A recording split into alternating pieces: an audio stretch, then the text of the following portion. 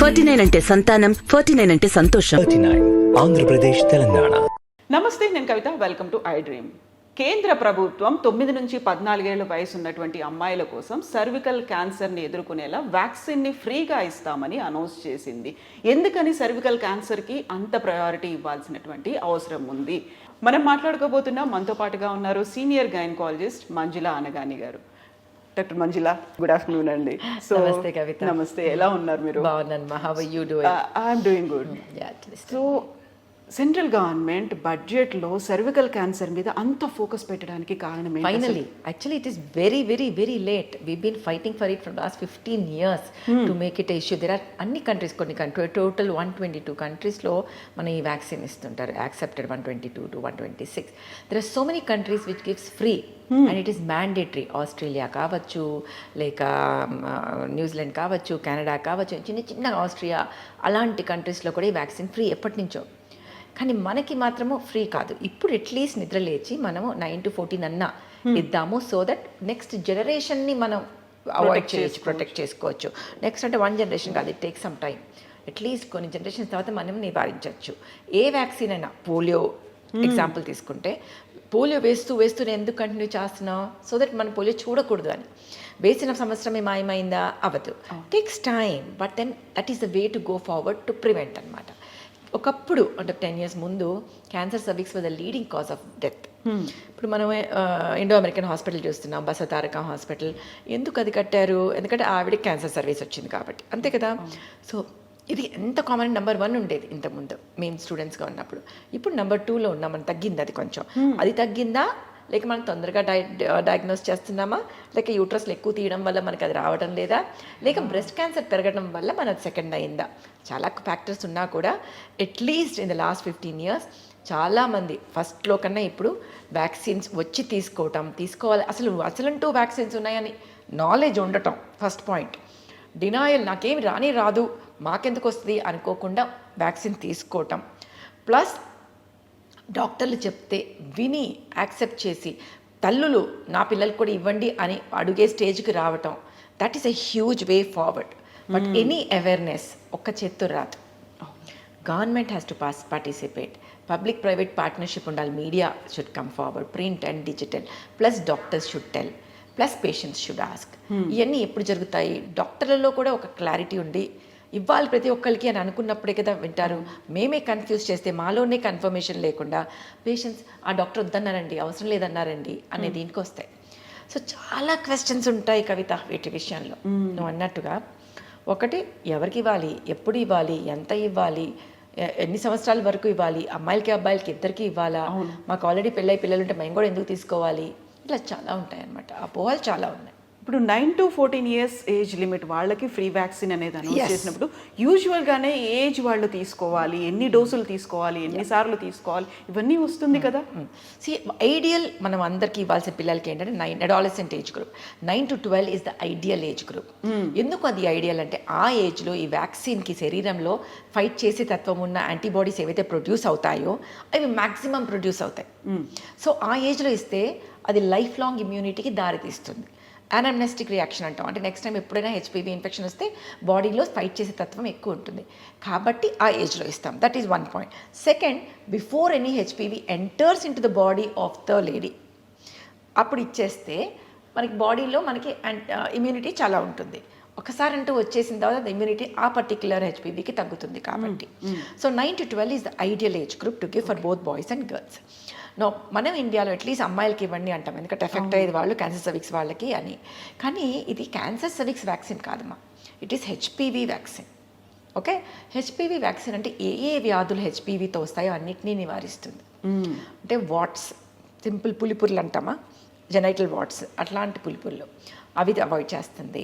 Then you have the benign, first చెప్తాను, laryngeal papillomatosis అంటాం. చిన్నపిల్లల్లో నార్మల్ డెలివరీ అవుతుంటే కనుక అక్కడ ఇన్ఫెక్షన్ ఉండి గొంతులో వచ్చేస్తాయి, అబ్బాయిల్లో అమ్మాయిల్లో అందరితో, ఏం సెక్స్కి సంబంధం లేదు. అది ఆ 2 బినైన్ కండిషన్స్. క్యాన్సర్స్ ఎన్నిటిని ప్రివెంట్ చేస్తుంది? Cervical cancer, vaginal cancer, vulval cancer, anal cancer in men and women, penile cancers, head and neck కొన్ని type of cancers, especially posterior part of the throat and laryngeal.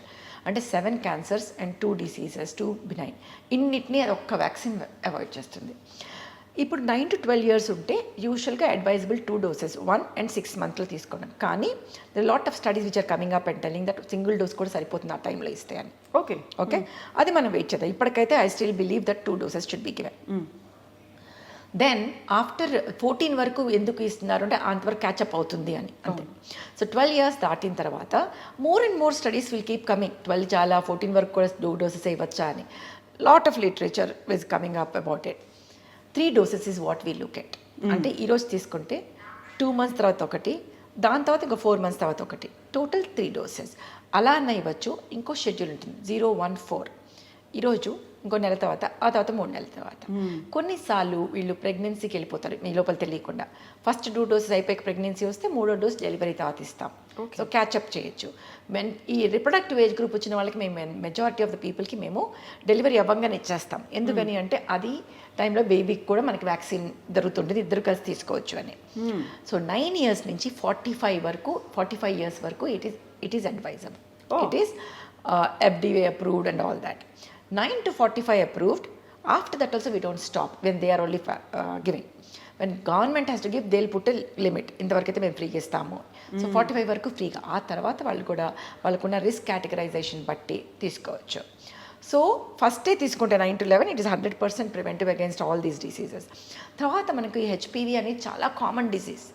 అది sexually transmitted అదే వస్తుంది అట్లా కాదు, అది చాలా మందికి అందరికీ వస్తుంది. మనం మోనోగామస్ ఉండొచ్చు, but it is not necessary that మనం మోనోగామస్ ఉన్నంత మాత్రం మనకి రాదు అని.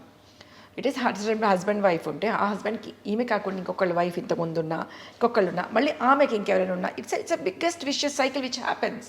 So it is nothing that multiple partners ఉంటేనే రావాలి అనేమీ లేదు. సో వచ్చిన తర్వాత ఒక్క ఇన్ఫెక్షన్కే క్యాన్సర్లోకి వెళ్ళిపోదు. And there are so many types of HPV. Benign ఎక్కువ, హై రిస్క్ హెచ్పివిస్తోనే మనకు క్యాన్సర్స్ వస్తాయి. So recurrent repeated infection by high risk HPV will lead to cancer. Okay. So ఒక్క రోజులో అది క్యాన్సర్ అయిపోదు. సో ఫస్ట్ అందరూ అర్థం చేసుకోవాల్సింది, అమ్మో నాకు హెచ్పివి వచ్చేసింది, ఏమీ నష్టం లేదు. అది టేక్స్ 10 to 15 years. ఈ లోపల కనుక హెచ్పివి ఉందని మనకు వస్తే we have some treatments also. First thing is రాకుండా వ్యాక్సిన్ తీసుకోవడం, దాని తర్వాత రెగ్యులర్గా ప్యాప్స్మియర్ చేయటం, సో దట్ ఏమైనా ఇన్ఫెక్షన్ ఉందా చూడటం. ఉంది అంటే కనుక క్రయోకాట్రీ, లీప్ అట్లాంటి ట్రీట్మెంట్స్ ఉంటాయి, అవన్నీ చేసేయటం. సో ఇలాగ మనం ఒక ప్రోటోకాల్లో వెళ్తే క్యాన్సర్ సర్వీక్స్ వరకు కంప్లీట్గా వెళ్ళకుండా మన దేశాన్ని క్యాన్సర్ సర్వీక్స్ నుంచి విముక్తి చేయొచ్చు. మనం సర్వీస్ ఒకటే కాదు, వెజైనా, వల్వా వీటన్నిటి నుంచి కూడా విముక్తి చేయొచ్చు. యూజువల్గా ఇప్పుడు వచ్చినటువంటి లెక్కల్ని బట్టి చూస్తే ఫస్ట్ ఏమో బ్రెస్ట్ క్యాన్సర్ ఉంది, తర్వాత సర్వికల్ క్యాన్సర్ ఉంది అని. అందులో కూడా చాలా పర్టికులర్గా అర్బన్ ప్లేసెస్లోనేమో బ్రెస్ట్ క్యాన్సర్, రూరల్ ఏరియాస్లోనేమో సర్వికల్ క్యాన్సర్ ఎందుకు అలా కనిపిస్తోంది? First thing is urban we are talking about breast cancer being more because మనకి ప్రాక్టీసెస్లో ఎవరైతే ఎక్కువ రోజులు మనం బ్రెస్ట్ ఫీడింగ్ ఇస్తారో, ఎక్కువ మంది పిల్లలు లేకుండా తక్కువ మంది పిల్లలు ఉంటారు, వాళ్ళందరికీ బ్రెస్ట్ క్యాన్సర్ ఛాన్స్ ఎక్కువ. Plus pollution, plus stress, plus dietary, ఇవన్నీ కలిపి అర్బన్లో మనం బ్రెస్ట్ క్యాన్సర్ని ఎక్కువ చూస్తుంటాం. పాలు తక్కువ ఇవ్వటము, తక్కువ పిల్లలు ఉండటము, plus exposure to dioxins, endocrine disrupting chemicals. అదే ఊళ్ళో ఏమవుతుంది, నెంబర్ ఆఫ్ డెలివరీస్ ఎక్కువ అవుతుంటాయి. సో హెచ్పివి ఇన్ఫెక్షన్ ఎక్కువ కూడా రావచ్చు. Extramarital affairs is one of the things which come with that. So plus pap smear సరిగ్గా చేసుకోకూడదు, అది అర్బన్లోనూ సరిగ్గా చేసుకోరు, అక్కడ సరిగ్గా చేసుకోరు.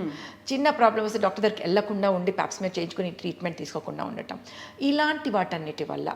ప్లస్ వాళ్ళు ఎక్కువ పాలు తాగిస్తారు బేబీస్కి, చాలా రోజులు ఇస్తుంటారు, దానివల్ల బ్రెస్ట్ ఇది తగ్గుతుంది.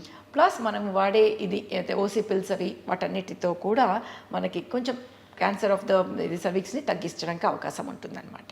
సో ఇట్లా ఈ different of life style changes వల్ల మనం ఈ డిస్పారిటీని చూస్తూ ఉంటాం. మనం గతంలో మనం మెన్స్ట్రువల్ హైజీన్ గురించి మాట్లాడుకున్నాం, దాని వల్ల కూడా ఏమన్నా cervical cancer? Absolutely. అంటే menstrual hygiene is about completely making take care of pH and everything కదా. సో హైజీన్ మనం మెయింటైన్ చేసుకుని రెగ్యులర్గా చెకప్స్కి వెళ్ళి ప్యాప్స్మియర్ చేయించుకుంటే హెచ్పివి వ్యాక్సిన్ తీసుకోవడం అనేది ప్రివెన్షన్. అసలంటూ వస్తే వెంటనే అది ఏంటి టైపు, వెంటనే వచ్చిందని ట్రీట్ చేయటం, రికరెంట్గా రాకుండా. ఇప్పుడు మన శరీరంలో స్కిన్ మీద దెబ్బ తగిలిందని షెడ్ అయిపోతుంది, మన కంప్లీట్ స్కిన్ కూడా చేంజ్ అవుతూ ఉంటుంది. అట్లాగే గర్భాశయ ముఖద్వారం కూడా షెడ్ చేస్తూ ఉంటుంది, పాము కుబుస వదిలినట్టు పడిపోతుంటాయి సెల్స్, మళ్ళీ ఫామ్ అవుతుంటాయి. కానీ అందుకే ఒక ఇన్ఫెక్షన్తో క్యాన్సర్ రాదు మా. So recurrent repeated infection of HPV, high risk HPV will lead to cancers. Now, ఇండియాలో commonest thing is 16 and 18. So మనకి ఇంత మొన్నటి వరకు క్వాడ్రివాలెంట్ అవైలబుల్. ఇప్పుడు కూడా గవర్నమెంట్ ఇచ్చేది క్వాడ్రివాలెంట్ ఉంటుంది. క్వాడ్రివాలెంట్ అంటే ఏంటి? 4 స్ట్రెయిన్స్, 16, 18, 6 and 11. సో 6 and 11 వల్ల మనకి వాట్స్ అవి రాకుండా ఉంటాయి.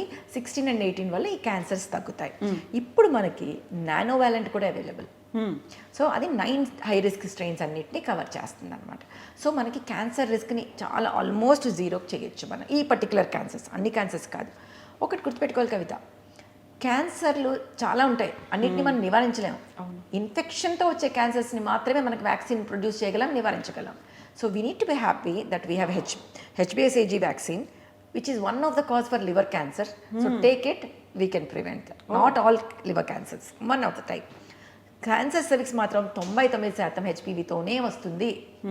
కాబట్టి take this vaccine, you can almost 100% avoid vulval vaginal and cervical cancer, చెప్పా కదా, head and neck and anal and penile cancers. అది ఒక బ్రెస్ట్ క్యాన్సర్ వస్తుంది అంటే దానికి సంబంధించి సెల్ఫ్గా చేసుకునేటువంటి టెస్ట్లు అనేవి ఉంటాయి, మీరు సజెస్ట్ చేస్తుంటారు. What about cervical cancer? దానికి ఎలా ఉంటాయి?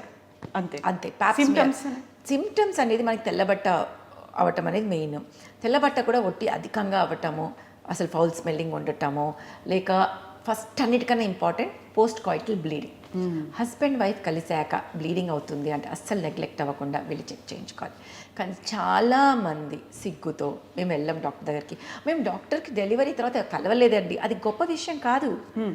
అదొక స్టేటస్ సింబల్ అని చెప్తారు. You never had to go to doctor. After deliveries I didn't even see my gynecologist. So that is wrong. We want you to go to gynecologist for a healthy woman checkup every year.